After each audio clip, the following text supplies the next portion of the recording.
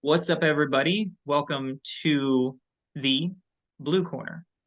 Today we are joined with Hendrix, as always, Yo, what's good, everyone?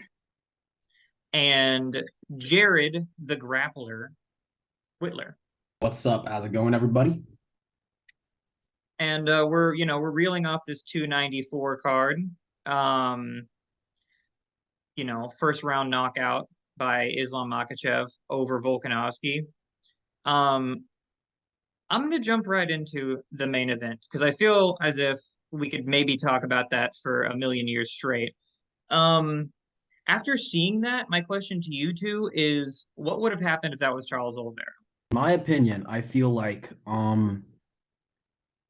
the talking points leading up to that fight, everybody's saying like, I don't know if this is a good idea for Volkanovski to take this fight on 12 days notice.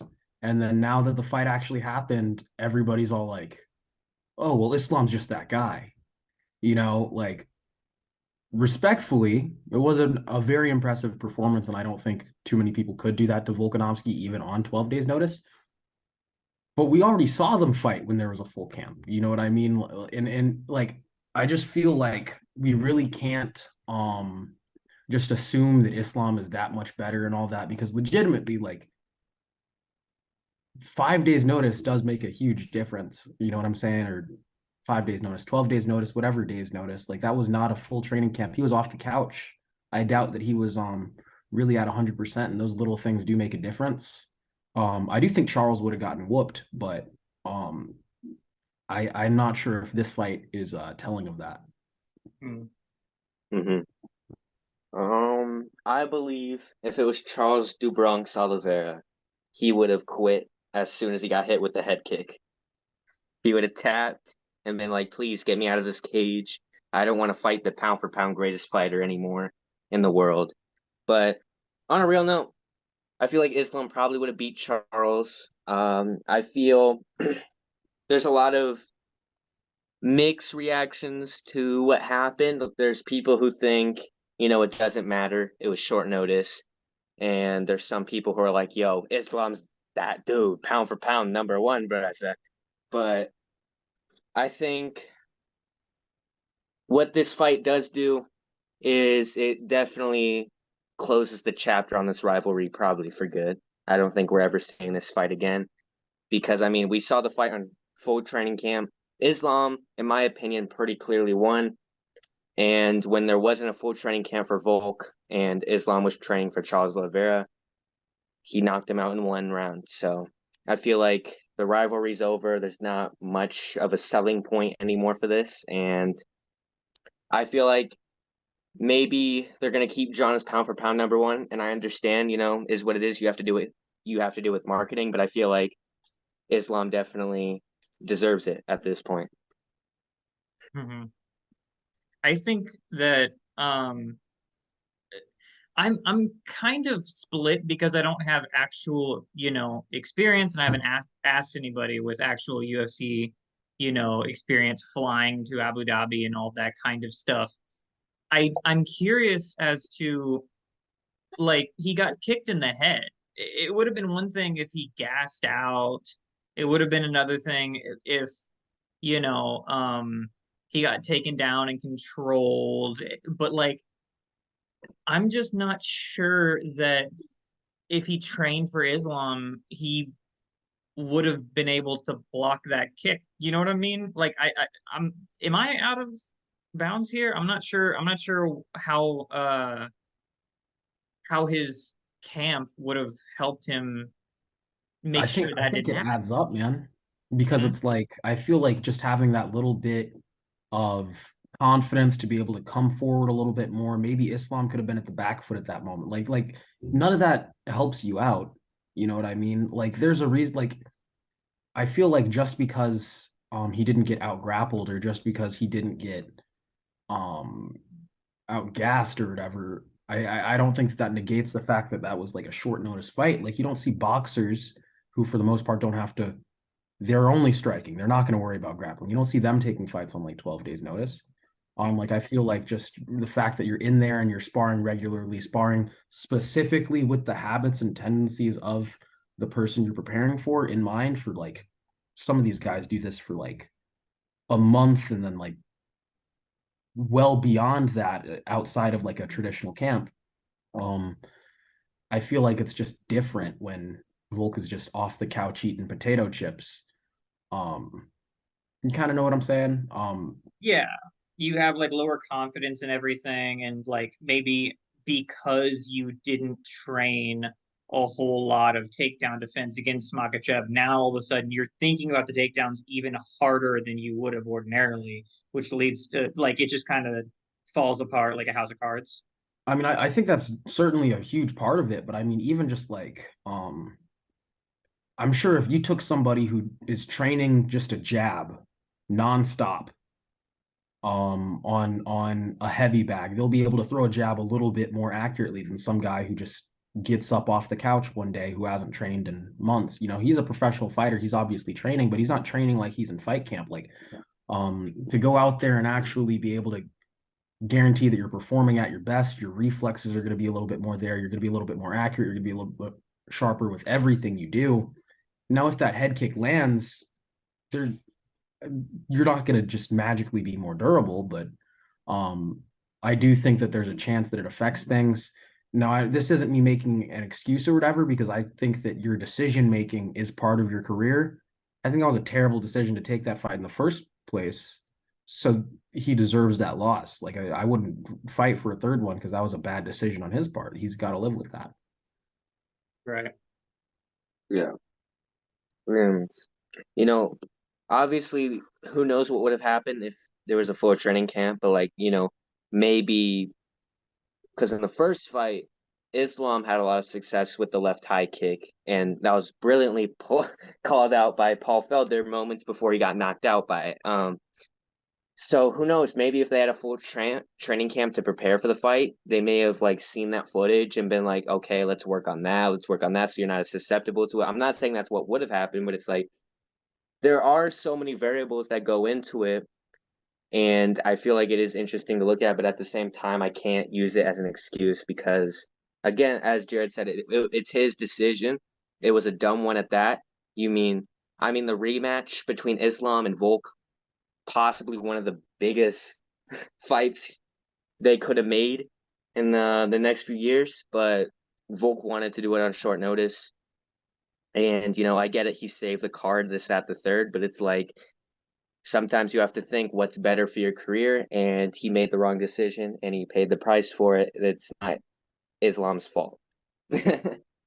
I'm really curious how much he ended up getting paid for that. He says it's not for money, and if he says that, I'll believe it. But like, is it really what will ever make it worth it? You know what I mean? To go out there and do that, because at the end of the day, he's not the one who should be expected to save a card. You know what I mean? I'm sure Poirier or whoever would have stepped in there on short notice and taken the fight, and it would have sold pretty well. And Poirier could have gotten beat up on 12 days notice, and that wouldn't be a dumb move for Poirier because he's not his career trajectory would probably need a last minute title shot for him to get a title shot at this point, like there's somebody else who will take it. Like, people are giving him props for saving the card, but there were other good fights that people would have liked to see, I'm sure, that don't take away from Volkanovski having the ability to put his best work into that fight. You know what I mean? Because that's going to stay with him forever. I don't think he's ever going to be able to fight Islam Makhachev again. Yeah, for sure. Yeah. I think, like I said, the chapter on that one's definitely probably closed forever. And for whatever reason, whether it's the mental stuff that Volk was talking about in the post fight press conference or whether it was money, a rash decision in the heat of the moment caused him to probably never fight for double champ status again as long as Islam's champ, unless maybe he moves up to lightweight and beats a few contenders, which he's like 35 now. And I mean, he doesn't have, obviously, I can't say he doesn't have that much time because I don't know him personally, but like one can assume he doesn't have that much time left in the sport. And yeah, it's just overall, it was a dumb decision. And now he's going to feel the effects of it. I So feel like good. I don't really buy the whole excuse kind of, that he's just addicted to competing and he needed something to do. And he, like, it's not like these fighters could go out there and take like a boxing match or something. Like, if you want to just compete without it going against your MMA career, I understand that. But like, nobody stops you from entering like a jiu-jitsu tournament or something, you know? I feel like the smart way to do that is you have your career and you're smart about your career. Um, you're trying to have the best career you could have. If you want to go out there and get competitions out there, go out there and do some stuff that you don't actually really care about. For striking, it's a little bit more difficult because they won't let you do kickboxing or boxing or something like that. But go out there and do some jujitsu competitions or some combat jujitsu competitions. The UFC even sanctions those a lot. Like they did, Gilbert Burns has done multiple jujitsu competitions on UFC Fight Pass. Um, I haven't seen Volkanovski enter a IBJJF Worlds tournament or something like that, you know, and like the end of the day, if Volkanovski literally just got off the couch and entered a jiu-jitsu tournament or something like that, the chance of injury is fairly low compared to like stepping into an actual fight. Like I don't see him doing that. So it's like I'm just not gonna buy that he's addicted to competition when he's not doing that. You know what I'm saying? Yeah.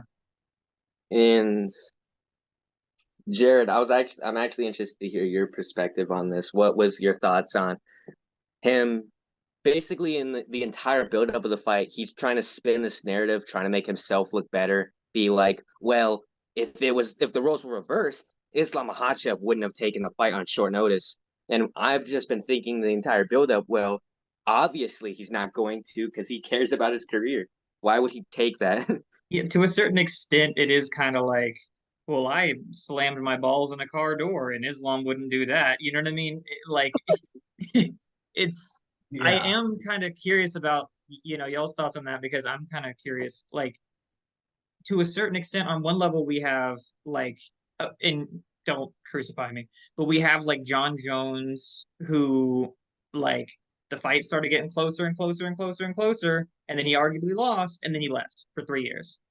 And then he comes back and he goes, "Hey, Sergon, the guy that I think has the least complete skill set, I'm gonna fight him, and then I'm gonna fight old Stipe, and then I'm gonna leave." So it's very careful. You know what I mean? He doesn't want to unnecessarily, oh, I'll fight Tom Aspinall, and then I'll go fight Pavlovich, and then I'll like it's more just kind of like he's careful. He really, really doesn't want to lose. And then on the other hand, you have these people like Volkanovski who are just insane people, and Gilbert Burns who like goes out there and fights like 4 times a year and then winds up losing to Bilal. It's like, what is the right? Is there like a balance thing? Like, you know what I mean? Where there's like, you want to be ballsy, but you don't want to be stupid. Like, what is that? Yeah. I mean, I feel like it's going to depend on the culture surrounding you. Um, because like when you look at those like Dagesani guys, all of them have like zero losses or one loss or whatever, and they haven't really fought that many good guys. But then you look at the people from that region and they're commenting on your TikToks and they're saying like, no, Khabib undefeated, he smashed everybody, he greatest of all time, brother. And then you look at John Jones, the people in America are all like, yeah, but he fought absolutely everybody. But they kind of glance over the fact that there were a couple close fights, or they glance over the fact that a DQ is actually a loss. You know what I mean? Like it really just depends on the culture of where you're around. I feel like my perspective on it, just the way I view the fight game, I guess, like I have a certain respect for Volkanovski for taking the hardest fights. I feel like you got to go out there and challenge yourself. You got to be taking these hard fights, but it's a timing thing. You do it when you have the ability to put on your best performance, you know? That's the only criticism I have for it. Go out there and fight the hardest guys, risk getting a loss or whatever. That's fair, but do it on your own don't do things that are just shooting your own career on the flip because you know you're stacking the cards against you. Yeah, I think that's. I think I agree with that a lot. Because and like I think that Volk really like taking the Islam fight in the first place, the first fight. his, like his stock went through the roof. If it wasn't for that, the Yair odds would have been a lot closer. But the loss to Islam made it to where it's like, no, this guy's special. This guy's different. And, he could have cut his losses there, but then he's like, no, I need to be even more kind of ballsy and then try to justify it by being like, well, I like nobody else would do this. If anyone can do it, it's me. This just goes to show I'm game. It's like, yeah, you're showing us that you're game, but at the end of the day, you know, we wanted to see you fight him at your best, and now we're never going to get to see that another time. And like, and I think that he anticipated that everybody would be like singing his praises for trying in the first place. But I don't think people are, at least the first couple days afterwards, nobody is. Yeah. I mean, I think that's just the reality of the situation, though, because like at the same time, if he did go out there and win, because I've made so many points about this, luck is real. Maybe he could have gone out there and thrown a flying knee off the bat and just knocked him out cold or something, and everybody would be like, "Oh, Volkanovski's the greatest," even if like he could be the exact same skill level, whether he got the win or not. You know what I mean? But it's just like I feel like I'm not gonna feel bad for Volkanovski or anything like that.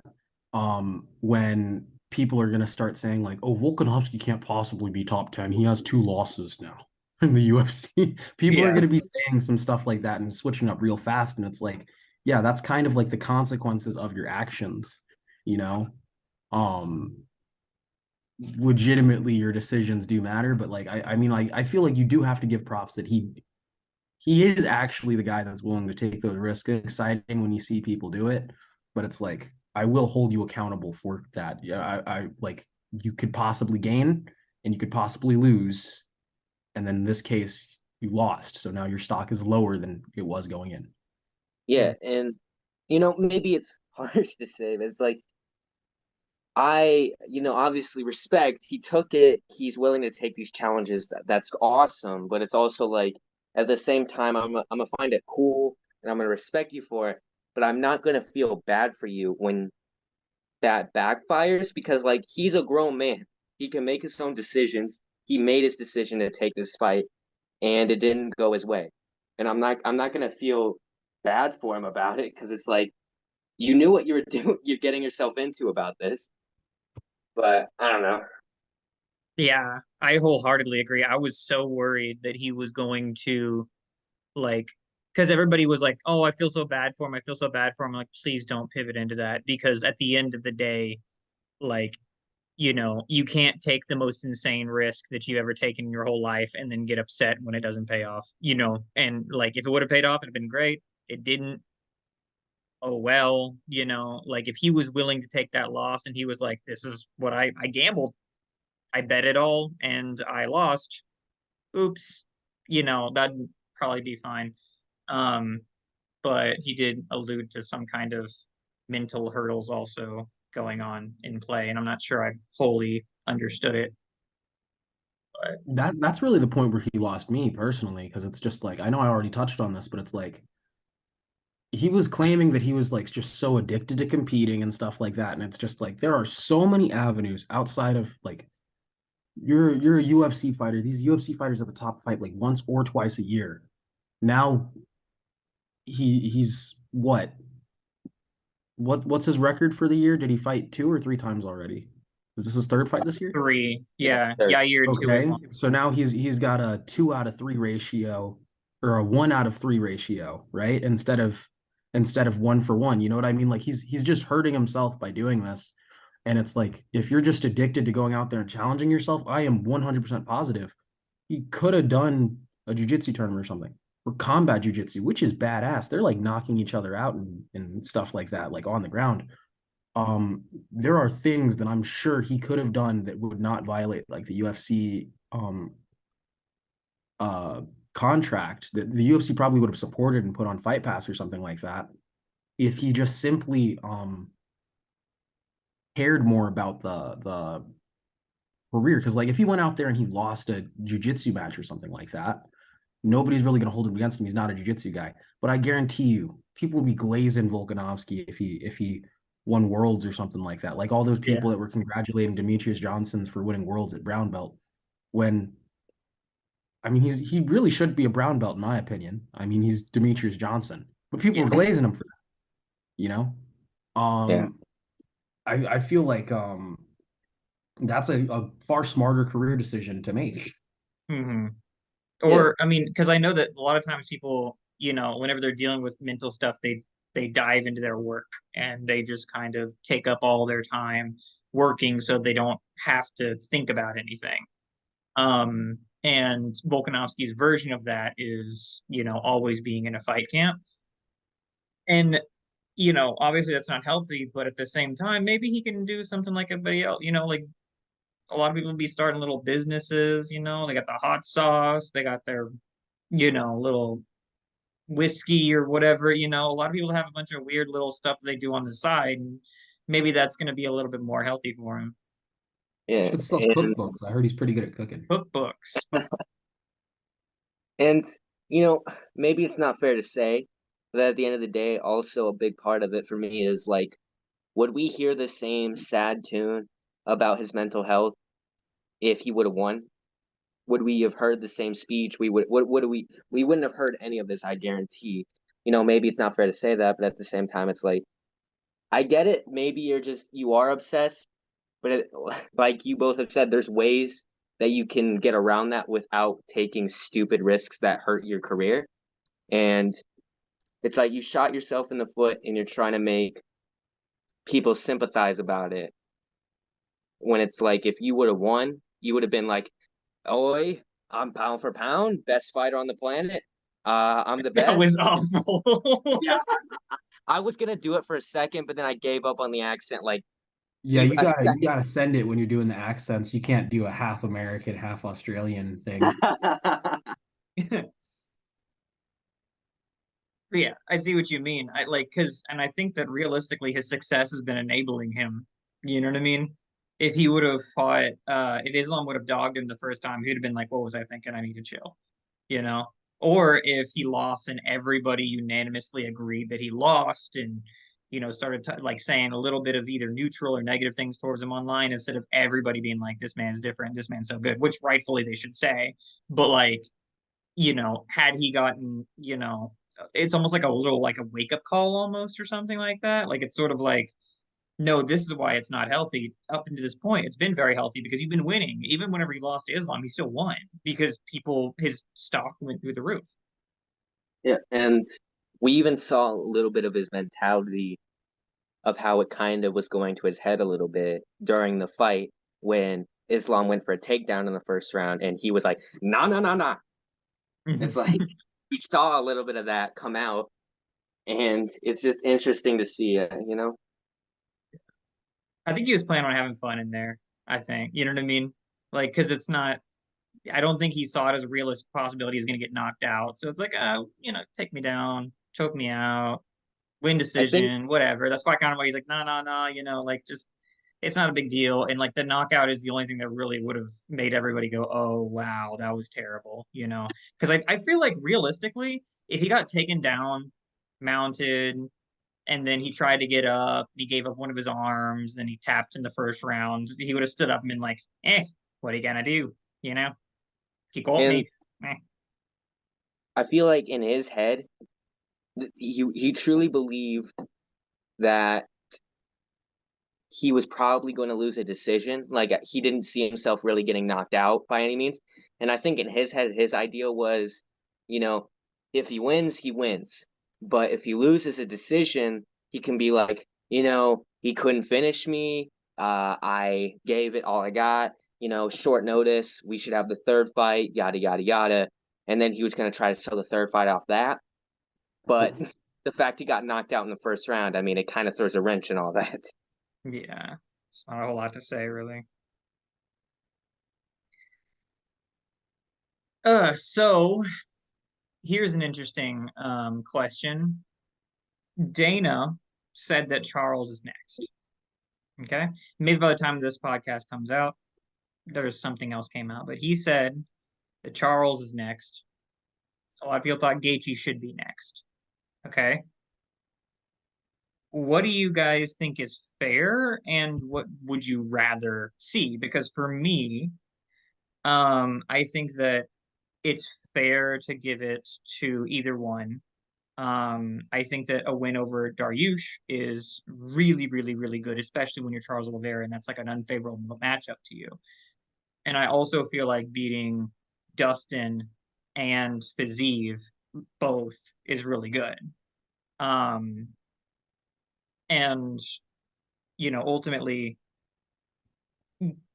Gaethje's a striker, so beating Dustin Poirier and Fiziev isn't that insane, in terms of like a variety of people or anything like that. Um, if you look at it realistically, and I do like Gaethje, but it's like, and I mean a lot. Tony just struck with him, right? He went for like an Imanari roll or something, but he basically just struck with him. Then he lost to Habib. Then he left for a long time, came back and beat Michael Chandler, who largely struck with him and went for like one takedown at the end. Then he lost to Oliveira. Then he beats two strikers. So it's a little bit few and far in between the amount of grapplers that he's really beaten. So it maybe kind of makes sense to give it to Charles. Um, what do you guys think? I go ahead. No, no, you can go. I'm gonna form my thing here. I think that I really don't like seeing these rematches. I honestly, I almost never like seeing rematches unless somebody goes out there and gets a few with like I really would have preferred that Volkanovski. Um, the only reason why I would have rather Volkanovski over Charles was just because Charles has also already fought Islam. Um, but um, to me, I just feel like you got to go out there and diversify kind of your portfolio of wins because in theory at least I understand that rematches happen all the time and sometimes the guy wins the next time around or whatever, but like in theory beating that guy should suggest that you're able to beat that guy. You know what I mean? I don't think that's a controversial thing to say. And I feel like if you go out there and you're just beating the same guys twice, it's just slowing down the division because these guys are only going to be able to fight, like twice a year. And then you're going to end up with, like, for instance, the Kamaru Usman situation where he fought Masvidal twice, he fought Colby Covington twice. He was pound for pound number one for fighting the same guy twice with Gilbert Burns in between. And then people were all like, Leon Edwards has no chance. This is physically impossible because he beat the same guy twice. And then Leon Edwards wins. You know what I mean? Like I feel like it artificially inflates how long their reign is going to be because they already proved they could beat them once. We should expect them to do it again. And Mm-hmm. you're just using up a fresh contender, which is a totally different matchup. Like for instance, um, Charles Oliveira, we already like. I would totally not be surprised. Nobody should be surprised if Charles Oliveira fights Islam, gets knocked down and submitted again. Nobody should be surprised because we already saw that that's a possibility. But Neil, who already kind of got his ass beat by Charles, if he fights Islam, we don't know. Like it's not MMA math. This isn't. There's no linear. Like this guy's just better because he beat him. If Beneil got a title shot, we do not know how that matchup goes. I'd be far more impressed seeing a win over Charles and a win over Beneil than two wins over Charles. You know what I mean? Like I'd rather see a diverse portfolio of that, and he's never fought Justin Gaethje yet, so I'd rather see him fight Justin Gaethje. So I agree with everything Jared said about expanding the portfolio. I think, Islam fighting Volk. No, no, no. He fought Charles, Volk, Charles. If Charles is the next guy to get the title shot. And to be honest, like, man, it's cool. Obviously, Charles earned his rematch when he was supposed to get it. Like, I get it. But it's like, man, I want some variety in there because it's like Justin Gaethje. he's earned that title shot. He should get a title shot because Justin Gaethje's a name we've never seen against Islam. And if Islam wants to be pound for pound, like, like he obviously wants to be, he should fight a variety of contenders to prove he is the pound for pound best fighter. And, to be on a more, I guess, rude note to Charles, I mean, it's like, should we really punish Justin Gaethje by making Justin Gaethje wait longer just because Charles Oliveira pulled out? I mean, it's like Charles, you know, I respect Charles as a fighter and all that, but it's like you can't deny the fact that over the last 5 years or so, maybe even less, he's been kind of unreliable. Maybe that's harsh to say, but it's like he got his belt vacated when he missed weight against Justin Gaethje. He pulled out UFC 288, pulled out UFC 294, and now UFC 297, they have to scramble to find a new main event because Volk can't make that turnaround. I'm sorry, but he can't. And he was supposed to fight Ilya Taporia 297. It's like Charles Oliveira has been consistently showing this theme of either missing weight or pulling out of fights. And I get it. He's a big name. He deserves it because even a win over a Beneil Dariush who's not himself, he had to go through an extra training camp, a whole another set of a weight cut, which very bad for a guy like Beneil who is very particular on how he cuts weight. But like whatever, we'll save that rant for another day. That is still impressive. That's something most lightweights couldn't do. But at the same time, Justin has shown a pattern of being reliable. He stepped in on short notice against Tony Ferguson when he fought him. He's, for the most part, I can't remember when he's pulled out of fights or when he's missed weight. He's been consistently reliable to take on anyone they ask him to. And I think he deserves the next shot more because why should he be punished? Because Charles Oliveira's camp decided it was a good idea to train without headgear the day before they're supposed to leave for Abu Dhabi. It's like, I don't know. Maybe you should be Gamrot. Bro, One thing that you mentioned there that sorry if this kind of derails it, but it's related. I feel like this wasn't the type of knockout where it's like he was clean, unconscious, absolutely murdered, and he was there for like 5 minutes on the ground. Like he got dropped and then he got a couple shots off. He might have went kind of limp-ish for a second, but like he was conscious by the time Islam was hitting him. Um, if he needs to fight, and I think it's like February or something like that, I mean, like, there's people who get hit like that during their training camp and then proceed to take a fight. You know what I'm saying? yeah, Um, I think there is a possibility that he will be fine by February to go out there and fight. it Um, depends. But yeah. I had mean, it he been took the like follow-up a shots Leon too. Edwards Like, head kick, no. no. I think he took the follow-up shots from Islam too. Like, and he's old, or not old, but he's like 35. Like, it's just a little bit, I don't know. Just why not wait, man? And it's Yeah. like, I understand, it really depends on how bad he was affected by it. But it's like, I mean, taking on short notice, getting knocked out like that, I think 297 is like in January or something, February, January, something like that. I don't know if if they want to clear him to fight for that card. I don't know if they would want to let him do that, Yeah. but it depends. Yeah. I mean, my perspective on that though is I just feel like you mentioned the age. The longer you wait, that starts to work against him. You know what I'm saying? Um, if he's 35, yes, he got stopped like now, which would have been like 3 months ago by the time the actual fight occurs. You know what I mean? But at the same time, he could go out there and wait until he's 36 by giving it a full year, and then people are going to say he waited too long. Like, I feel like this is just a point in your career where you have to, go out there and do it. Um, because the decline will happen soon. Um, people don't like foreshadowing it, but like the decline is going to happen soon. Like he's 45.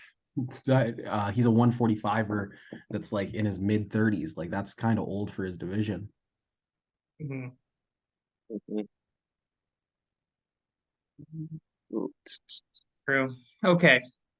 Usman Chimaev. I predicted Usman was going to win a decision. My rationale was that it is absurdly hard to finish Usman. It is absurdly hard. Um, you can't really knock him out, really, unless you're like just as big as him and you just rail him with a head kick that he's moving into, you know? And on the ground, I mean, he has no neck. He's an amazing grappler. It's hard to even get him to the ground. He has the best takedown defense in UFC history. Like, people ask me, well, don't you think that Hamza's gonna be able to take him down? I said maybe once or twice. It's not really gonna have a big bearing on the fight. And realistically, I think that I was underrating Hamzat's grappling a good bit. Because yeah, he was able to get Usman down, and yeah, he was able to get a 10-8 round out of it. But ultimately, I think that uh, rounds 2 and round 3 go to Usman. Round 2, nobody really disputes. Usman won. Round 3, Usman doubled his strikes. He was on the bottom for like 2 minutes. Nothing really occurred necessarily. I don't know if that warrants giving him the round if you got hit twice as much as the other guy. So I scored it as a draw, and I was pretty sure that the judges were going to see it as a draw. One of them did. The other two were really weird. The other two judges that didn't score a draw, round 1 was a 10-8 for both of them. But one of them said Usman won round 2, but not round 3. The other one said that Chimaev won round 2, but not round 3. So it was completely all over the place. Um, Nonetheless, it was a good fight. Usman proved everybody wrong when they said he got his knees are too bad and he's too old and he's going to get knocked out in round 1. He's going to get choked out in round 1. And Chimaev's that guy. And Chimaev's going to run through everybody. Chimaev is that guy. But Usman is too. What was your take on the fight, Hendrix?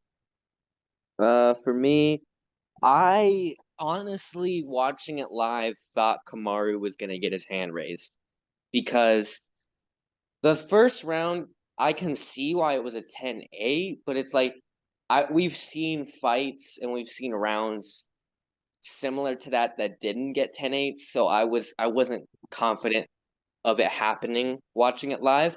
And I thought Kamaru won round 2. I thought he round number 3 pretty confidently. So I thought Kamaru was going to get his hand raised. You know, thinking back to it, I can understand the draw. The draw would make sense, and I would have been fine with a draw.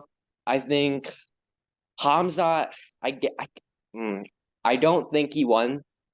You know, maybe I have to rewatch the fight. I don't know.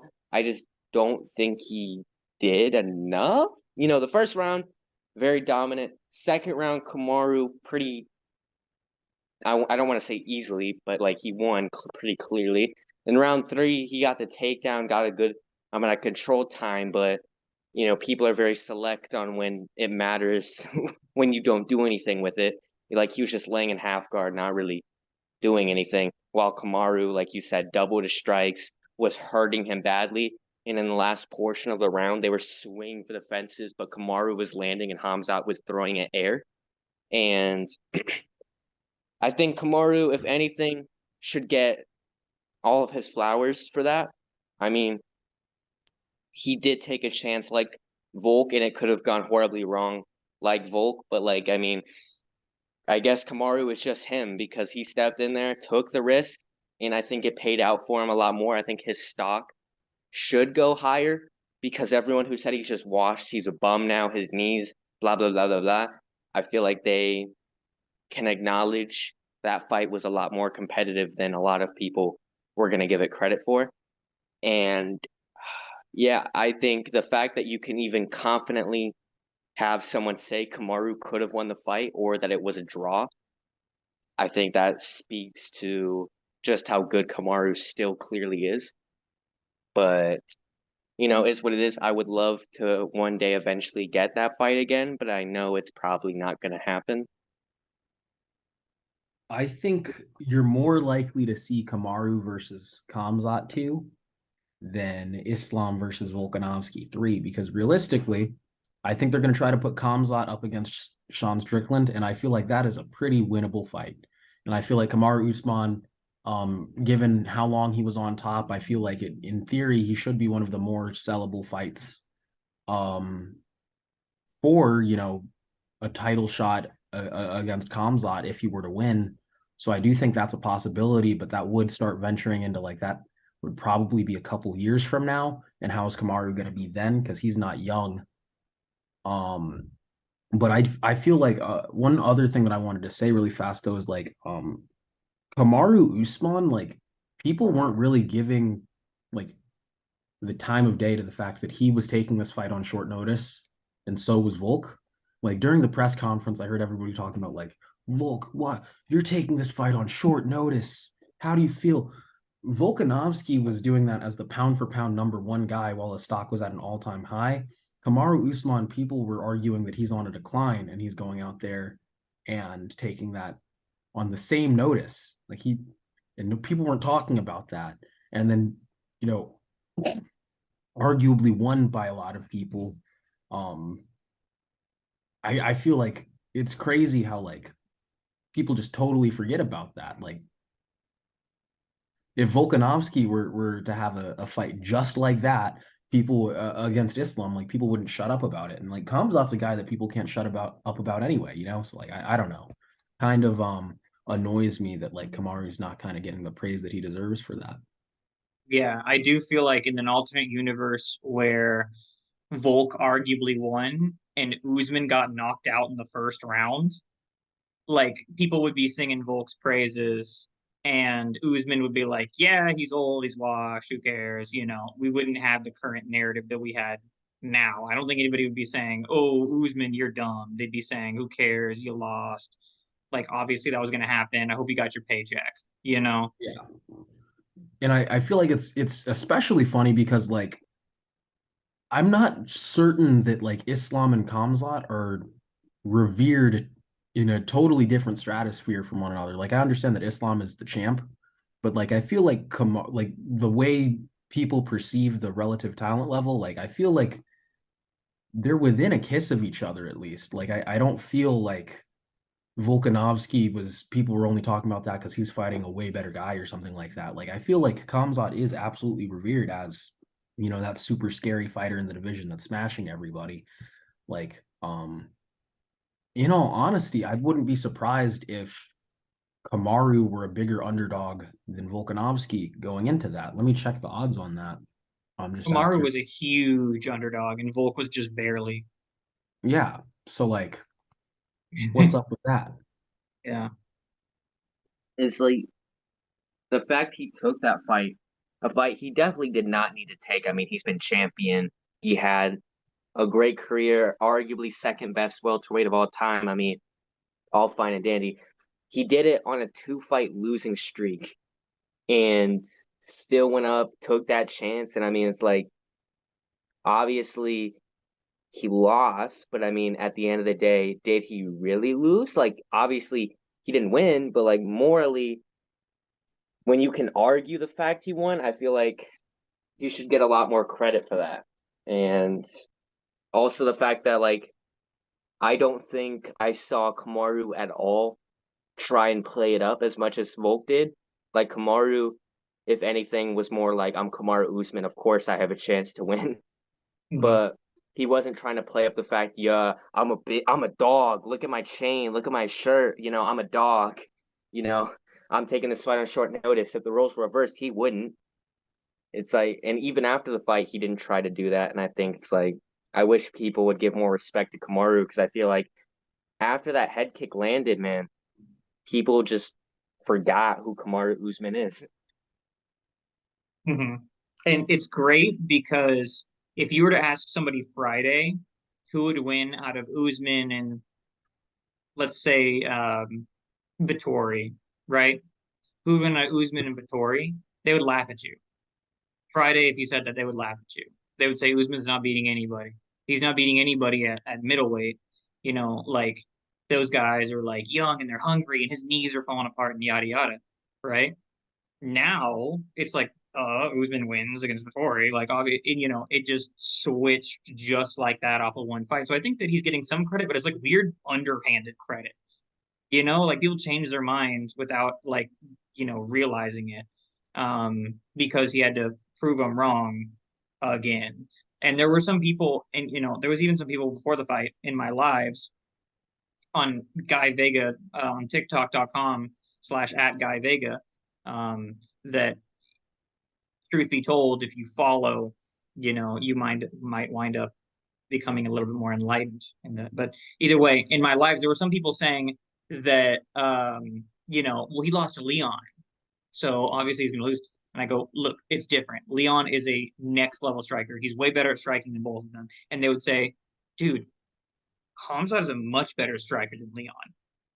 Multiple people, like maybe like 100 people, took issue with the fact that I said that Hamzat is not a better striker than Leon by a factor of like 10. And so maybe those people are calming down now. I'm not entirely sure. Yeah. One thing that I'd really like to see that is actually a possibility is so Leon Edwards and Kamzat were originally supposed to fight like during COVID. Now I feel like that's a possibility again. If you were to go out there and get the middleweight belt, I feel like Leon Edwards, first off, is just a huge welterweight. He could actually, like, people also seem to not talk about the fact that he's a huge welterweight, but I think he's like one of the tallest dudes in that division, and he looked pretty big even next to Kamaru Usman, who's a big dude. Um, I feel like if you were to get past Colby Covington, um, and actually started getting like kind of like the support of like Britain behind him and all that, I feel like just like having like a real British champion that people get behind you, they'd try to put like him in some really big fights. And I think Kamzat versus Leon Edwards for potential double champ status would be huge, you know? For sure. And the thing is that fight could happen at either weight class is the thing, because Kamzat's shown that he could make welterweight. Sometimes. Kind of. So like I don't know, like it's crazy to think about though. Like that could really that's really something that could happen. And I feel like right now, kind of going off what you were saying, like I'm not sure how that fight goes. Because I feel like just because of how physically dominant Kamzat can be, people imagine him beating Leon Edwards, but like nobody Leon's that guy, man. Mhm. I think my favorite, like this is the way that would be incredible, right? So Usman goes out there and fights DDP. And the narrative starts that one, right? And everybody's talking about it and is like, oh, this is crazy, this is crazy. And Usman wins. Okay. Meanwhile, Hamza beats Strickland. Okay.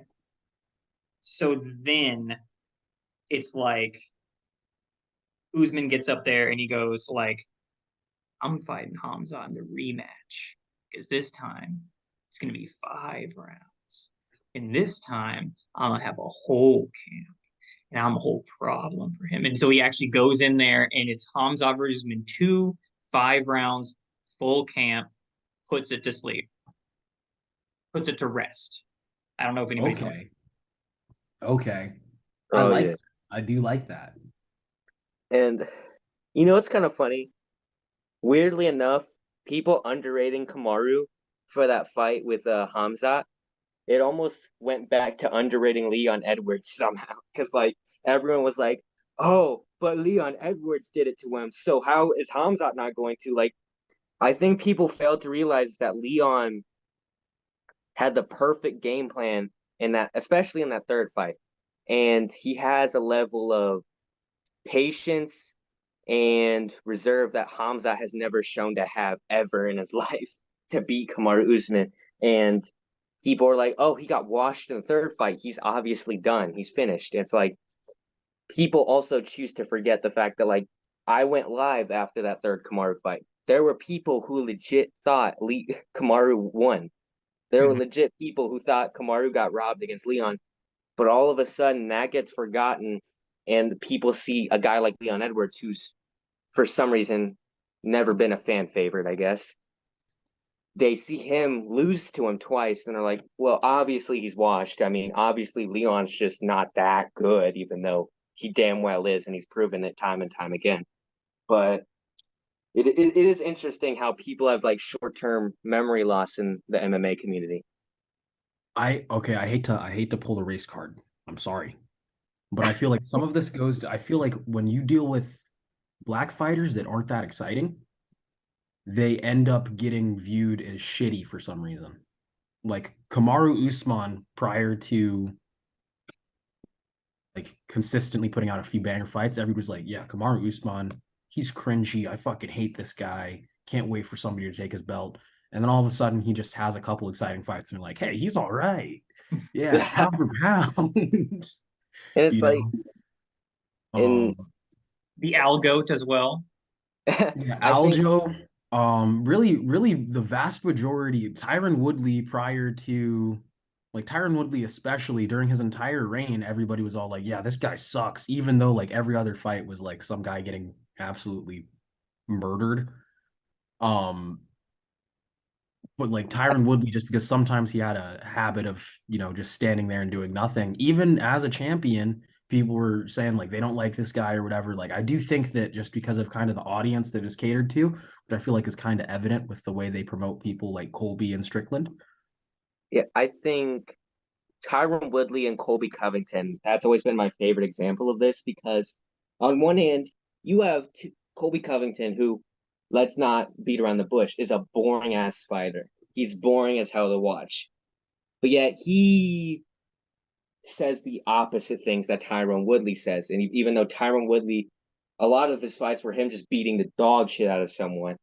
But yeah, all of a sudden, Tyron Woodley's the boring guy who needs to keep politics outside of fighting because he's saying the opposite stuff of Colby Covington. And yet when Colby says it, he's speaking the truth. They love him for it. It's just a character. And it's like, they're not even trying to hide it anymore, bro. For sure.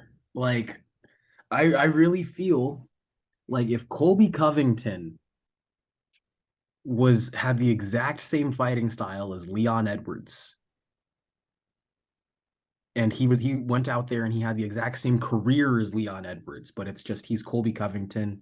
He's American white guy. Right after the head kick lands, people are acting like he should be pound for pound. Yeah, You know what I'm saying? 100%. Um, that I feel like there's just that difference there. So like with Leon Edwards versus the whole Kamaru Usman thing, they're all like, first off, this guy's British. That's a minus. They're unconsciously like, hey, this guy's black. Um, and I feel like the only people who really avoid that, because I know somebody's gonna say it wherever you post this to, but it's like John Jones, the reason why he's an exception to this and everybody can't stop glazing John Jones is because he he's a terrible person, I feel like. Like I feel like if he just simply was not that guy and he had no controversies, people wouldn't really revere him to the point that they do. And I feel like the evidence of this is that like I see edits sometimes of like police calls involving John Jones and stuff like that. Like his fans actually do kind of glorify it and they think it's funny. Um I don't think that anyone's kind of safe. Yeah. Jared, And I think you fail to realize that he is literally Homelander. Um, and I am also literally Homelander. He's me for real. We're both Homelander, and you don't You want to do get on kind of Ice look like Guy's bad Homelander. side. What's that? You do kind of look like Homelander. That's the terrible thing you did to me. it's like with John, it's always been funny because like my favorite part is like during the Francis stuff when Dana's like, Francis, he didn't want the fight. He's scared. He's running off. Yada yada yada. It's like people real quick to forget when Dana White said the exact same thing about John Jones. Like Dana, everyone is like, well, no, they're not racist at all. Dana doesn't discriminate, bro. He likes John Jones. It's like, bro, Dana White has talked more crap about John Jones than I think anyone on this planet, but yet when it's convenient for him, he starts doing the promos of him being the GO. He's awesome. He's a great guy. It's like, it's really just when it's convenient for him that he decides to be like, John Jones, I love that guy. I okay, you kind of when you mentioned Francis, it kind of made me think of this also because it really is clear how it's like they kind of end up treating some of these black fighters differently. If you think of the way they treat Sergey Pavlovich as far as like how they Oh my respect his God. fighting style versus the way they treat Francis. Francis prior to that second Stipe fight where he legitimately did not get taken down by Curtis Blades, did not get taken down by Cain Velasquez, defended both of they're like, oh, Curtis Blades, he sucks, and Cain Velasquez is old, so it doesn't count. He's still gonna get taken down by Stipe. Then he beats the hell out of Stipe, defends the takedowns, and successfully takes him down multiple times. They're like, oh, well, Stipe is just old and he sucks. Cyril Gahn's gonna out wrestle him. And then he out wrestles Cyril Gahn. And then prior to him leaving, they were all like, yeah, but Cyril Gahn sucks. John Jones is gonna out wrestle him. Bro, I just love like they don't even want to hide it because Francis Ngannou, when you look at his body of work, that's like the least boring guy you can think of to do this to, bro. But like legitimately though, like the fact that people criticize his grapple, I feel like it kind of goes into like people kind of want to downplay people's skill set. They see that he's a big muscular black guy that knocks people out. Especially that he's from Africa, I feel like is probably the most important factor here because like there's kind of the narrative that like Africans are uneducated and stuff like that. They want to just see him as like the brawler or whatever. They don't want to acknowledge that he could be like a pretty technical fighter at times. Like he's not the most technical fighter on the division, but like yes, he beat Stipe because he hits harder, but that was also like kind of picking him the fuck apart. If any other fighter did that to Stipe, people would be all like, "Oh, this guy's him," but then Yeah. they're all like, "Stipe's washed." Like, And yeah, I'm and not sure that necessarily. I feel like there's intersectionality with that and kind of like the race stuff I'm talking about, but I think that's more to do with him being African than him being black. yeah, Because I feel like with the fact that Kamaru Usman had kind of the stint where he was as respected as he was, but he speaks with an American accent. Like I feel like it's just like he speaks with an African accent and people want to or a Cameroonian accent and people want to kind of act like those guys aren't capable of being like intelligent fighters. yeah. Mhm. And people always try to go to the example of Francis throwing crazy against Rosenstrike when it's like that's one example out of a ton. And if you actually look at like his highlight reel knockouts, I mean, I'm not saying he's the best technical striker on the planet, but like the way he's able to set up these shots and find these shots on people, I mean, it's impressive. And it's not like he's just swinging for the fences against these guys. Like he's actually finding these shots on guys. And it's genuinely impressive. Like his uppercuts, the way he finds them on people, it's beautiful every single time. I'm gonna be Yeah. honest. I think his striking, like if you just took like a silhouette of their bodies, it looks better than John Jones. Like on a technical level, it would look better than John Jones a lot of times. Like John Jones kind of just throws like straight arm overhands and hopes it lands sometimes. And then his chin's really good, so if you counter him, it doesn't matter. Mhm. That's my controversial take. Yeah. I Uh, mean, I think that like being the one shot knock you out guy realistically is like kind of requires you to be smarter than because like you have to like sit there and set them up and pay attention to everything that's happening. Like if you are just 10 times better than them at like point fighting, then you can kind of just like autopilot. Just do that. Same thing with like grappling. You can just kind of autopilot. But like you have to actually set up something and outsmart them once to like actually find that shot. And Yeah. yeah, like what you're talking about, like the Overeem, like he knew that that punch was landing. Whenever he was looking for it, and he threw the first like because it was a like I can't remember if he it was weird because he was standing like straight on. I think it was his right hand that made him duck down, and then his left hand came up. He was like fully aware that like he was going to duck down like that, and was like, "Aha, here it comes!" Like he was actually setting it up. But I guess like big and strong equals dumb, you know? Yeah, I feel like that goes against people that hit hard a lot, man. Because like people don't really make those criticisms of like this guy's not skilled. Like for instance, with Francis again, people were saying like he's not that skilled. He shouldn't be as high up on the pound for pound list as he is. But it's like he's super strong. That is his attribute. That is why he's on the pound for pound list. Like he wouldn't be like when Conor McGregor, for instance, was like reached super high pound for pound after beating Eddie Alvarez. He was fast as fuck. Nobody's gonna be all like, well, he's just fast as fuck. like, like that's why he's so good. You know what I mean? Like you're allowed to hit fucking hard, man. I'm sorry, I keep swearing. But you're allowed to hit hard. I don't understand why that people act like that is an indictment against your skills because you hit hard. If you are Another thing is that that's something that tends to take a toll on other aspects of your game. Like if Francis is hitting hard for every single shot, he's gonna go out there and gas out and he will be tired. You know what I'm saying? So that's gonna play into like shot selection and stuff like that because there feasibly is some dude that hits harder than Francis Ngannou that's not even in the UFC because he goes out there, throws super hard, they get blocked, and now he's out of breath. You know what I mean? Francis really only does that when he knows it's gonna knock you out. You know what I mean? I don't know. Like I feel like Yeah. people have that whole stereotype of guys that hit hard with Justin Gaethje, for instance, too.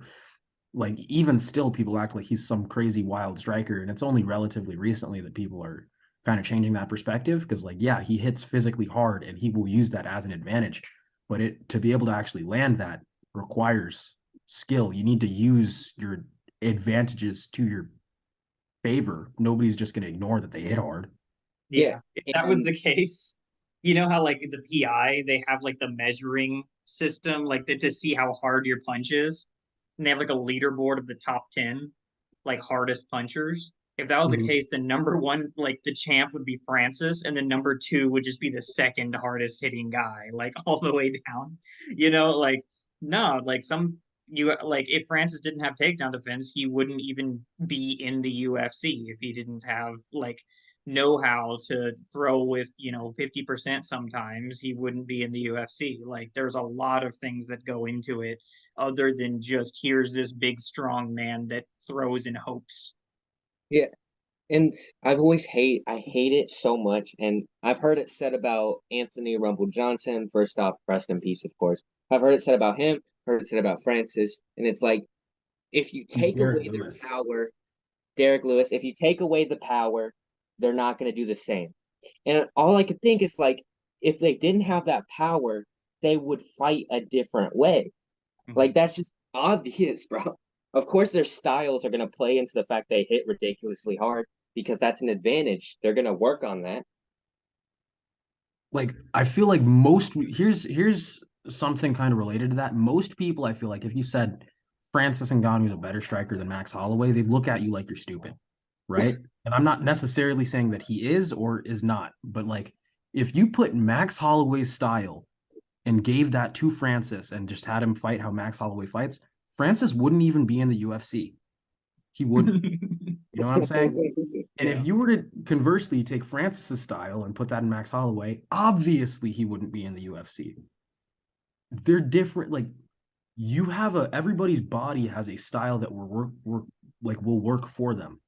If you're the guy that hits hard, you need to hit people hard. If you're the guy with a lot of cardio, you need to hit people a lot, and a lot of those shots aren't going to do anything. If you're the guy that's fast, you need to use that as an advantage. If you're the guy who moves really well, like use those advantages, but just because somebody hits hard doesn't mean that they're not a technical fighter. Like they're being technical with respects to the thing they're good at. Yeah, and it's like I hate how people like look at Francis as being like, oh, he's dumb. He's just a guy with power. It's like I think maybe I'm wrong, but like shouldn't that be regarded as fight IQ? The fact he's so well able to adapt his style of striking to play into his strengths, like that is a part of fight IQ, I think. Yeah, for sure.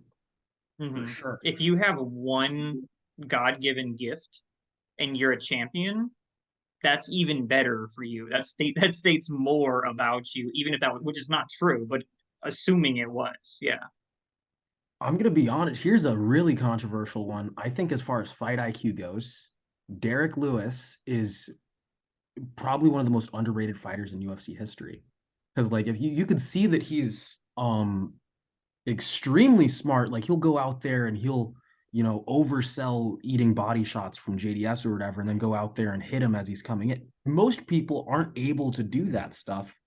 The way that he times these stand-ups, he waits for somebody to go for something, then he's able to stand up. Yes, that he's able to get up because he's physically really strong, but the timing involved in that and the fact that these are actual technical stand-ups, um, you can't just muscle your way out of that. Like they Yeah. are techniques involved. Like he's very good at making people play his fight, which is why he has more knockouts than anybody else. He doesn't hit as hard as Francis. Like I'm like scientifically proven, but he's got more knockouts than him. And the reason why is because he's a smart motherfucker. It's Yeah, like and like think about the Curtis Blades uppercut. Like people love that. People want to do that all the time. That's the reason why like Volk, like whenever in the first fight, he was just sitting there like showing him, Yeah. I'm prepared to do this. But a lot of people want to do that, and it's very difficult to land in like, he was able to time it and place it perfectly to like as soon as he started coming in, he just loaded up like Popeye, and we didn't even know it landed until Buddy fell sideways unconscious. And yeah, people hate to say it too, but he's patient too.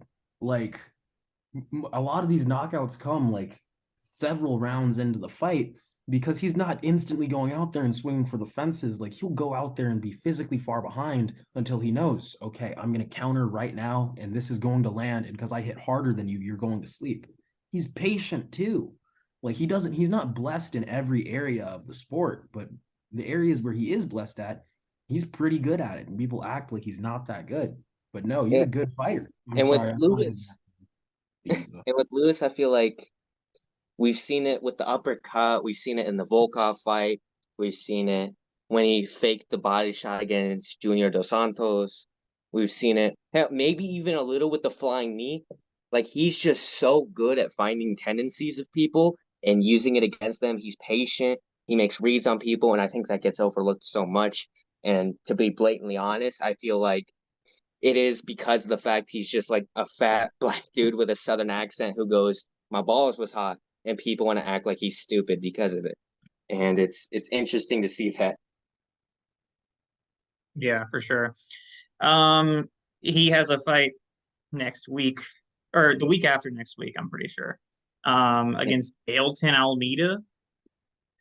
Um, Look, man, I'm from Houston. Okay. I'm I'm riding with them. I'm riding with Derek. I can't not. And like we Yeah, said, the problem is that Derek looks for something. If he finds it, then it's over.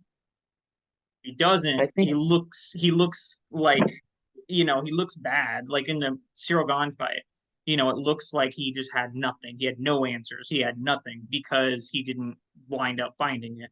But if it would have went to the later rounds and he would have knocked out Cyril Gahn, all of a sudden everybody would have, they would have understood what he was doing the whole time. And so it's really hard to predict his fights. But ultimately, I think that Jailton is a little bit smaller than most of the heavyweights, and I think that he kind of leads with the same combo pretty often. I think that Derek can probably pick that up. I'm sure that he's going to be a heavy underdog, but his odds aren't bad. and with that fight, I've kind of exaggerated a little bit because obviously Lewis is my boy, so I'm gonna be like, yeah, Lewis gets it done in one, baby, let's go. But I think with Almeida, like you said, he leads with the same combo. If I'm not mistaken, correct me if I'm wrong. It's a 1-2 front kick single leg most Yeah. of the time. And people think people really have been thinking I'm joking about this, but I've said it a few times on live. If there's anyone who I think will make Almeida pay for that, it is Derek Lewis. I think if anyone's gonna make the read on that, and if anyone's gonna be able to find a counter on that, it's going to be Derek Lewis. And I feel like if Almeida goes in there, does the same thing that he normally does, he's in for a rude awakening because Lewis, most likely than not, is going to find that shot. And if he finds that shot, I'm not confident in Almeida's chin, you know? And obviously, Almeida's smaller than most heavyweights. He's strong. Don't get me wrong. He's able to ragdoll Rosenstrike. But I think a lot of people are confused because they are putting Rosenstrike in the same category as Derek Lewis because they're built similar, I guess. But it's like Lewis is incredible at finding reads on people. He's more patient than people give him credit for. And obviously, he's very good at getting back up to his feet against grapplers. We've seen it multiple times. I feel like if Almeida does get him down, I feel like Lewis can get back up, and I feel like he will get back up. And I feel like Almeida, he's never had a tough fight in the UFC. He's never been tested. He's had a pretty easy going so far.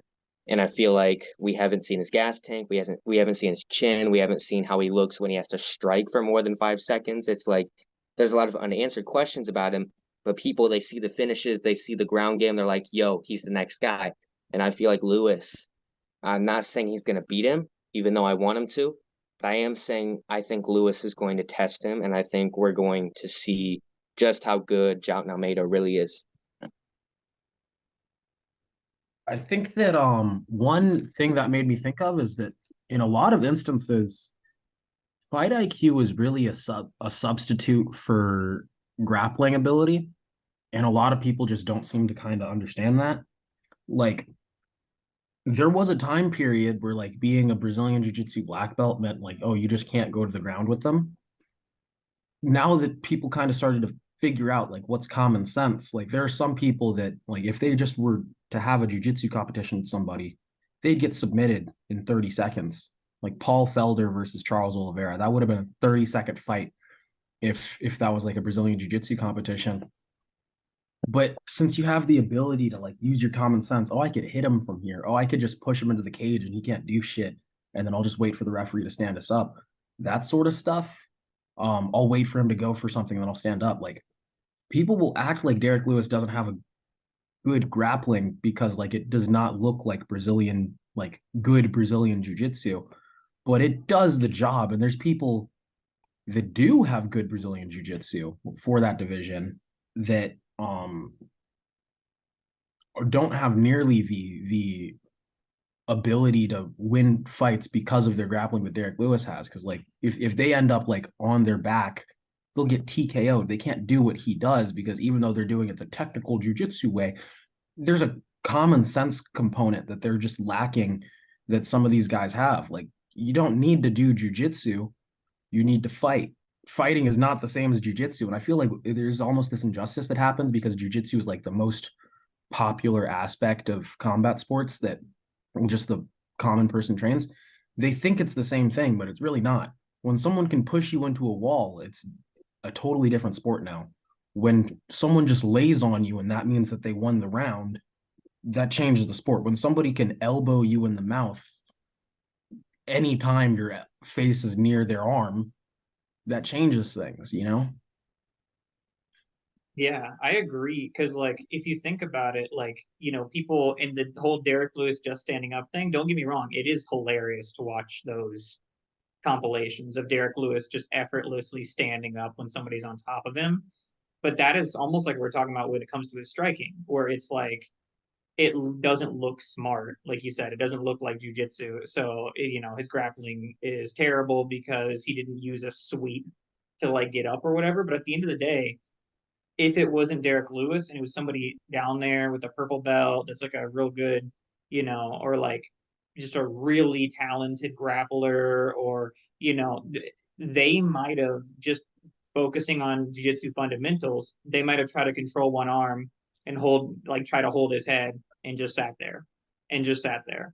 And they had the same opportunity that Derek Lewis has, but he actually executed on it and stood up, and like, I think he understands that like you're a big old boy like that. There's a lot of relaxed muscle. There's a lot of fat. You're both sweating in 2 seconds. Like it's different. It's different than Figgy and Marino rolling around. It's like a different it's a whole different thing. You might be able to stand up in a situation where other people can't, because you're big, because you have so much upper body strength, like it's a different sport. And he like really kind of is dialed into that and understands that. And I thought the same thing against Sergey Spivak was going to happen. I'm like, how are you going to beat Derek Lewis when he can just stand up? And the dude wound up like just getting a clinch from behind and just dragging him down, and then dragging him down over here, and then dragging him down over there until he kind of was like, okay, started relaxing, and then he got choked. Yeah. But I think that Derek Lewis has kind of taken this a little bit more seriously now. He for a while was kind of like enabled with the fact that he can outsmart you for 1 second, the fight's over, and he was able to do that a lot in a row. And I think at a certain point he got tired of losing. And he said like he got a 6 pack. He said it was from just stopping drinking Coke. Maybe that's true. But either way, it seems like he's actually taken it really seriously. I listened to his post fights and everything. I was there for the fight, and that was by far the biggest pop of the night. That doesn't have anything to do with what I'm talking about, but it was cool. In his post fight, he was sitting there saying like, I think I can probably do another title run. Meanwhile, like a couple fights ago, he was like, "Man, if it's 5 rounds, don't call my phone."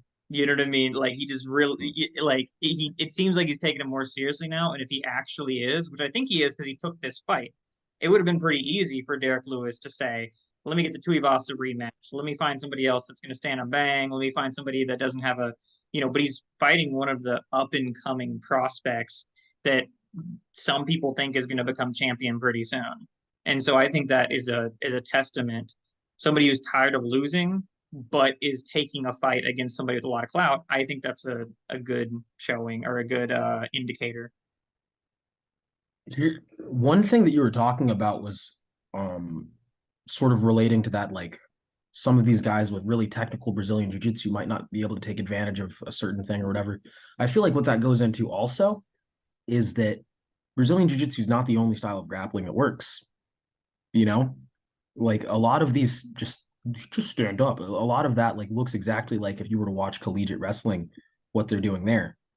And I feel like there was a time period where Brazilian jiu-jitsu was winning because Brazilian jiu-jitsu were the only guys that understood the context of how their sport relates to fighting, because these Gracies were doing these like Vale Tudo competitions, and Brazilian jiu-jitsu and MMA were like the same thing for a period of time.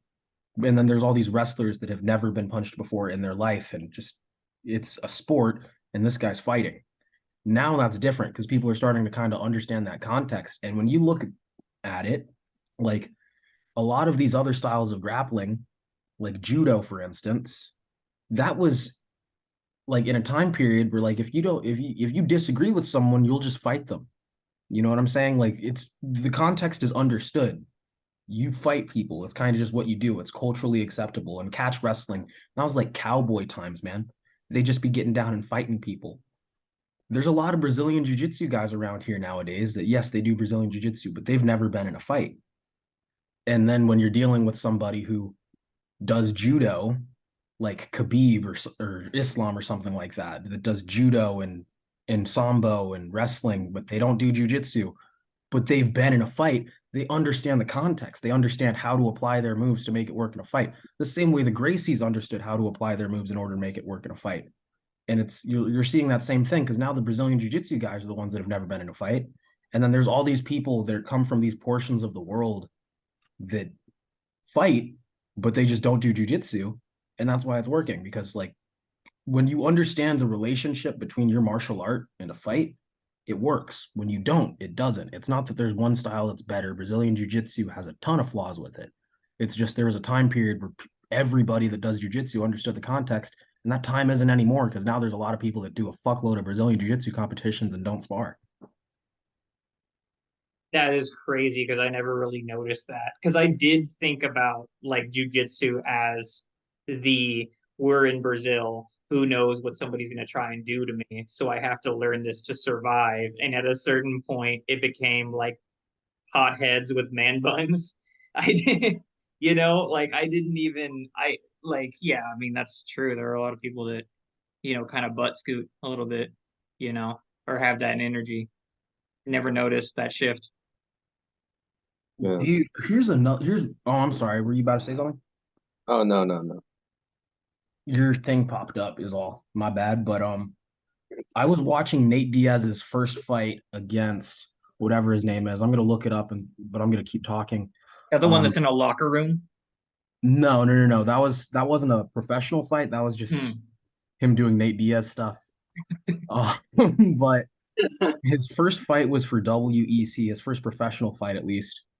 And there was like 5 minutes, like I swear it felt like 5 minutes where he was just on his butt, kicking at the other guy's knees, and the other guy didn't want to get into his guard. If this was a modern fight, Nate Diaz probably would have lost by decision because I mean he had a lot of time to recover. It was against Alejandro Garcia at WEC 12. Um Nowadays, when you're sitting on your butt and you start trying to play that game, they tell you to get back up. And I feel like there's one thing that these older fights from like the early 2000s had that these modern fights don't, is it's just like they would like yes, it makes it so that it looks different from a street fight. Like in a street fight, you're probably not going to lay on your butt and do that stuff, but it's like it is a sport. You got to let these guys work. Like, don't be standing them up every 30 seconds. Like some of those jujitsu guys in the early days had success that they can't have today because they're literally like, if they just decide to sit on their butt, you have to figure that shit out. The referee's not going to tell you to stand back up. Now, like you look at Gilbert Burns versus Kamaru Usman, for instance, he gets dropped. He tries to play that game and he gets told like 2 different times to stand back up. There's a chance that he could have fully recovered if this was like 2005 Hmm. and they would just let him lay on his butt. You know what I mean? Like there was just a difference. Like Nate Diaz was getting hit hard early on. He was getting taken down, and every time he tried to throw something up, like the other dude just kind of got out of his guard and stood over him, and then kicked him in the legs or whatever. You know, and Nate Diaz stayed down there. Like it's fights that just you literally can't see in the modern era because they won't let it happen, and it's just so different. Like I feel like they need to have less involved referees. Until it gets boring, until it's like obscene. You know what I mean? Like I think that they need to kind of step up if it's, you know, if it's a little bit too sort of, I don't know, manipulation of the fact that like you kind of have to understand that like if the sport, like if Charles Oliveira versus Gaethje, you know, he gets hurt, he falls down, Gaethje's like, oh no, I don't want to be part of that. Um, you give him like 30 seconds and he's not getting up. It's like, okay, come on. Let's make things happen because at the end of the day, this people are paying for this.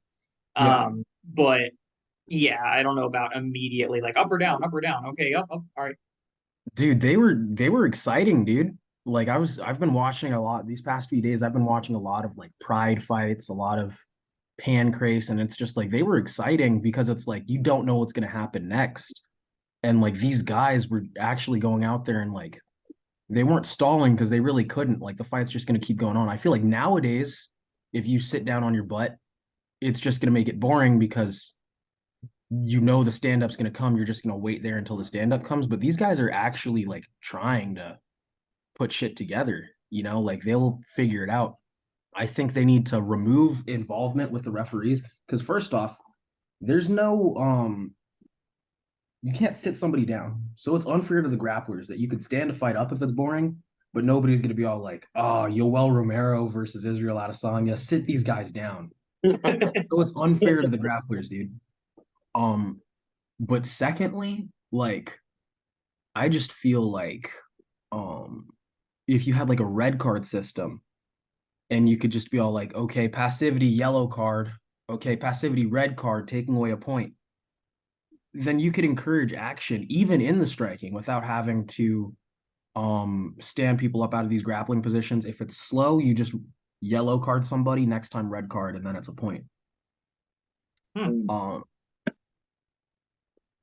this is getting heavy into like the off, like this is hypothetical because I doubt they're gonna do something like that. But I mean, I think it works better than the system they have now, where it's just like sometimes they'll let you work if the referee wants to be nice. No, like if you're doing nothing, regardless of if it's on the ground or not, you'll get a yellow card or a red card.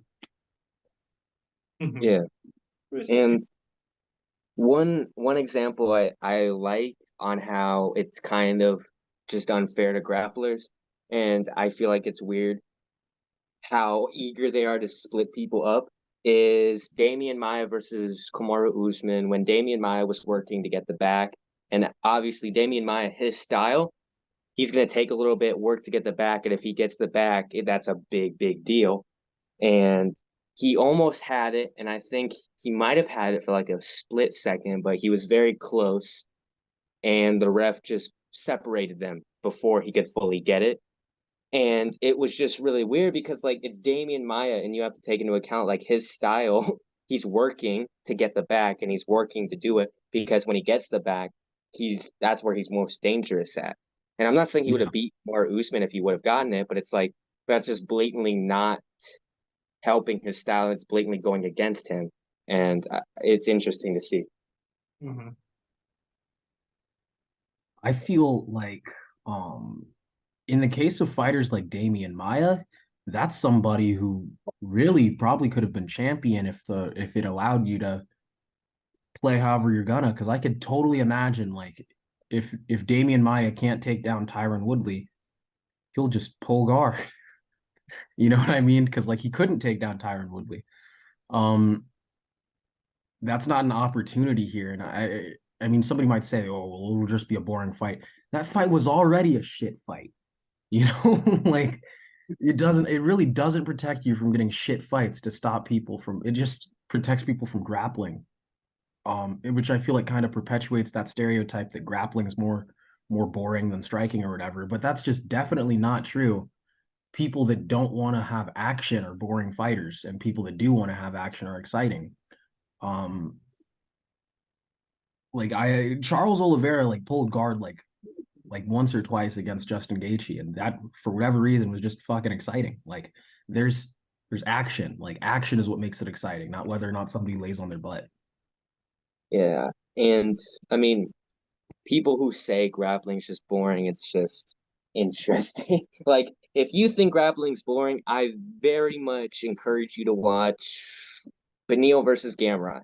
If you can watch that fight and look at how those dudes were rolling every second and scrambling, then I'm sorry, and say that's boring, then I'm sorry, you're probably just blind. I don't know what to tell you. Yeah. Yeah. And I would also encourage them to perhaps watch kickboxing because you can do that. That's also a thing that you can Oh do. yeah. That's not what this sport is. And like I think, and I'm not going to try to be elitist about this, but like I think that a lot of what plays into it is the fact that if two people are kickboxing or boxing or Muay Thai, whatever, it's pretty obvious what's happening. You want to hit the other person in their where they don't want to be hit. And hopefully if they fall on the ground, it's like, oh, it's self-evident. That's bad. You don't want to be on the ground, I guess. If you get cut open, oh, they don't want that to happen. It's very easy. I'm pretty sure everybody, like kids probably, like everybody understands what's happening, what they're trying to do, and what win conditions are. But grappling is not like that at all. When I first started watching, I had no idea why it was better to have mount on somebody than to be in their guard. I didn't even know why it was a big deal to be on top or on bottom. Much less when they're clenching against the cage. I have no idea what's going on. Like you need to like watch the sport for a certain amount of time to really know what who's winning and like who like and to really have that feeling of oh that's dangerous, oh they got out of it, okay. Whew. Like that's what makes it exciting. And you can't like you're not born with that information like you are born with the knowledge that you shouldn't get punched in the face. Yeah. Yeah. And it's like I also kind of it's weird because there's this narrative like from some people that being on top inherently it's better, you blah blah blah blah blah. And I get it. With some positions, of course it's better. Like if you get a top mount, if you get side control, like obviously. But especially with like full guard or something, it's like some dudes fight better off their back on that position than if they were just to lay on top of you in guard. So Star a bullet. I terrible. I honestly do not like, I've talked about this a lot, but I do not like the unified MMA rules. And I think that they could really simplify a lot, because technically, if you read it, it sounds like they're already saying what I'm about to say. But they should just say damage. And damage, I feel like they should even add a caveat and say, like, damage doesn't necessarily have to be physical, visible damage. It could be ruining somebody's confidence. Like, if you fucking, they're coming forward and now they're running away from you, clearly you did something. If they're looking like they're extremely tired because you went and gassed them out, like, but anything that's affecting their ability to go out there and win the fight now, whoever does more of that shit wins. I feel like that right there would be a much simpler system, because people go out there and, like, you'll lay on them, and because the rules are really cryptic, and then they'll start saying, like, okay, well, I don't understand what these fucking rules say, but I know how the judges tend to score fights, so I'm just going to give it to the guy who was on top. um I don't know, I don't like that. Like, I feel like you just say damage, and I also feel like you need to have a really hands-off approach with these judges or whatever, and you need to be super hard with the fouls, you know, like, I think pretty much fucking Pride, man. Like, they should be able to do pretty much everything. The referee's not going to get involved. The moment you kick somebody in the balls, point deduction. The moment you poke somebody in the eyes, point deduction. I don't care if it's on purpose or not. Like, nobody cares if you foul somebody in basketball and it's like, oh, well, I wasn't cheating. I just bumped into him. I don't give a shit. You're getting a point. You're getting a free throw or whatever. Um, it's a sport. Like whether you tried to affect the fight or not, it doesn't change that you did affect the fight. It should always be a point. Um, and I feel like once you have that, you'd have a first off, I feel like it would be more exciting, more Yeah. fair, and I feel like it would kind of lower kind of the entry level to the sport, because there's some people that just don't know what they're watching. But, like, with a fight, you just say whoever wins wins. Like, hey, you see that guy? Who do you think won? Oh, I've never watched the sport before, but they did more damage to them. You're right. You know what I'm saying? Yeah, Like, I'd rather be this guy than that guy. So there you Yeah. go. Bro. Yeah, apparently, like, yeah, rules is written. So here's another thing: rules is written. They just don't abide by it, and we understand that. Like, the judges have their own way of scoring things that have nothing to do with the rules is written, and, like, or at least they're creatively interpreting the rules to mean something else, you know. But either way, like, rules is written, it's like effective striking and effective grappling. And effective striking is pretty obvious. Just it's damage. But effective grappling, what does that mean? It's like, is it effective to hold somebody down? It's like, well, that's what you intended to do. So then it gets into this weird thing where it's like, where do you want the fight to be? And it's like, well, Charles Oliveira doesn't mind being on bottom, so he's fine to be on bottom. But then Justin Gaethje doesn't want to be on bottom. But then it's like, so if Gaethje just makes a press release saying I want to be on bottom, all of a sudden that's advantageous. You know, it's just it's weird. It's they definitely need some kind of overhaul. It's the scoring is strange, the criteria is strange, the way they ref fights is strange, and I don't know that they want to change it, because if there's ambiguity, then they can feel free to play within that ambiguity, if that makes sense. If they really yeah. want Sean O'Malley to win against Cheeto, then they can maybe be okay with an eye poke, and they can maybe be, you know what I mean? Like, they can, if there's ambiguity, if it's airtight, then they forget about that. You have no control over anything. And dude, like, that's a real thing though, because, like, you can't look at any individual performance and know that that's because Dana White paid somebody $100,000. But that happens all the time. I guarantee it. First off, MMA and boxing commissions design the rules. Boxing commissions oversee the MMA is like a kind of boxing, like officially. And we know all the corruption that happens in boxing when some guy goes out there and clearly dominates every round and then loses a majority decision or something like that. We know. And it's the same motherfuckers, oftentimes the same judges even, involved with MMA. It's literally like a different flavor of the same sport. You know what I'm saying? It happens, and I feel like there's a lot of ways that you could make it so that it's less controversial. but they want that because they have the ability to kind of sway it in whichever way they think is going to make more money. Like I feel like that's the reason why John Jones beat Dominic Reyes. Mm. Um, whether intentionally or otherwise, either way, I think it's a result of like the system there where they someone might have paid him off like $100,000 to ensure, hey, you three judges, if John Jones loses, no, he didn't, as long as it's kind of close. You know, that's a possibility that happened. And I don't think that should not be controversial to say. And then even if it didn't happen that way, like just the whole system promotes that sort of thing because these judges are kind of like they end up playing in favor of just like reputations. You know what I mean? Nate Diaz, he doesn't mind being on his back, so he might win that round, even though he's on his back, just flipping somebody off and doing nothing. Yeah. Um, What about the Pereira Izzy one? The stoppage was really early. I don't think it would be that early if it was somebody who had a reputation for having pillow hands. You know what I mean? Like Pereira yeah, had a reputation for being able to kill you with one punch, so he was really scared for Izzy. And that's not that necessarily fair to the rest, certainly not to Izzy, but then to the rest of the fighters that like gas themselves out punching and then lose later. right. So I Yeah. feel like it goes into things like momentum and stuff like that too. Like sometimes people have to play a guessing game and they're like, well, man, that's a pretty close round. I think towards the end of it, he has more momentum going into the next round. So I'll score it for him, which makes it so that the end of the round ends up counting for more than the beginning of the round. Like I feel like you need to look at they should make it so you look at each round as if it's its own fight and who won that fight. And Mm-hmm. that's it. And if they won by a little bit, you give them 10-9. If they won by a lot, you give them 10-8. And if there's any argument that it could go either way, it should be 10-10. 10-10 rounds should exist. Technically, they do exist, but I've never seen one awarded. Yeah.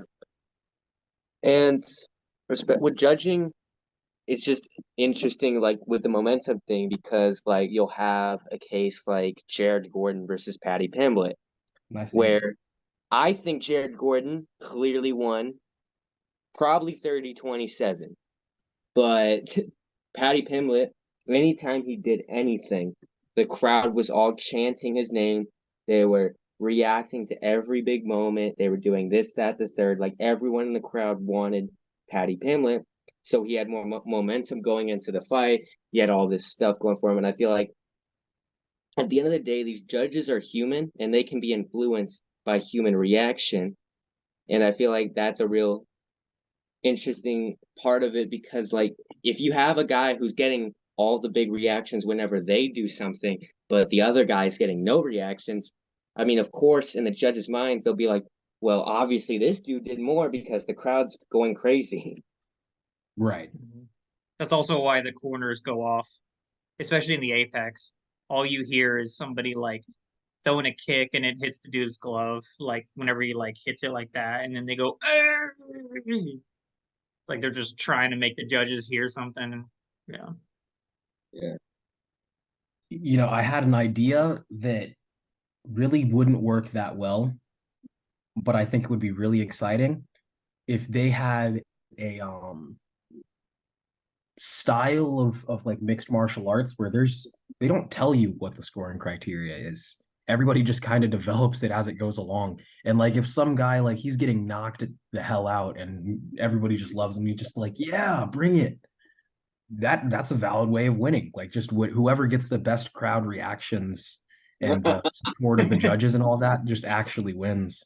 And there would be skill that goes into that because like people like seeing good fighters, you know what I mean? Um Eventually it would end up settling itself out. Yeah. But the like whoever everybody likes for arbitrary reasons, you know, it just becomes like the absolute favorite, like the which I mean we've already touched on why that might not be good to certain races necessarily, right? It, yeah, especially when there's countries that legitimately like, dude, did you see the press conference when they were talking about India? Like, Yeah. hey, are you guys gonna go to UFC India sometime? Boo. But Bro, they were chanting like, Pakistan for like 5 minutes straight, and I'm like, bro, what the hell? like it wouldn't work with betting just because it would be super unpredictable, but I do think that it would legitimately be fair because like I feel like I mean that's in a way exactly what WWE is, not quite exactly, but like the reason why people win is because it's like they believe that a win is better for business, you know what I mean? And you are actually competing, like you try to develop the most exciting personality or the most exciting moves and stuff like that to the point where they start making you win more if you want better opportunities. Yeah. It would just be like that, but people are actually fighting. Like you know what I'm saying? Hmm. Yeah. And I really don't think that like it sounds crazy, but I think that there's some people that could actually get behind something like that. Like if they like Nate Diaz fans, like if Nate Diaz beat Leon Edwards because he landed that one punch. But